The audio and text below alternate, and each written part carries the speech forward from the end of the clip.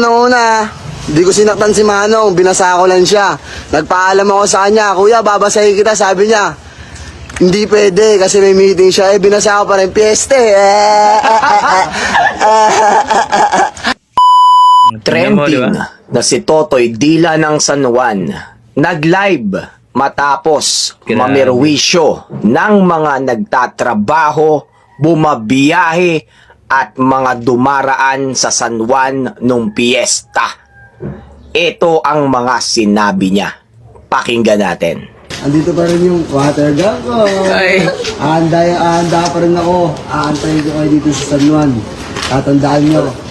Ito, water gun ko na to. Makikita na walang pagsisisi at tila nang aasar pa si Totoy Dila.